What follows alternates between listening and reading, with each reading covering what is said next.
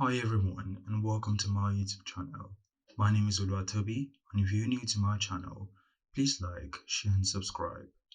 Today's video is on how to replace words in Microsoft Excel and avoid unnecessary mistakes.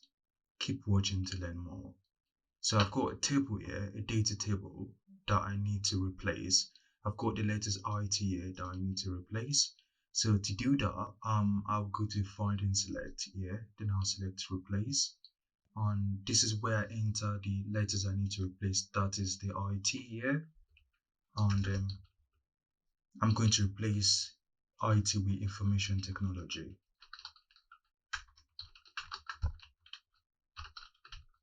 So if you notice, JITN has got the letters IT in it.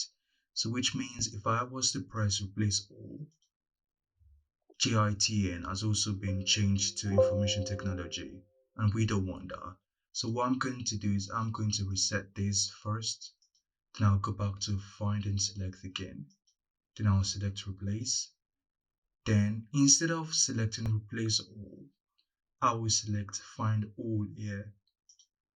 So what Excel has done for me is brought all the letters or the names that's got IT in it.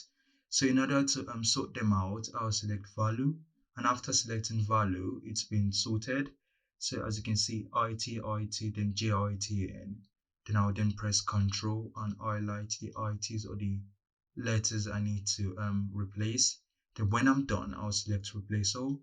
As you can see, information technology here, this one and this one have all been replaced, and JITN was not changed to information technology. And this is how you replace words in Microsoft Excel. If you like this video, please give a thumbs up, subscribe and share. Thank you. Bye.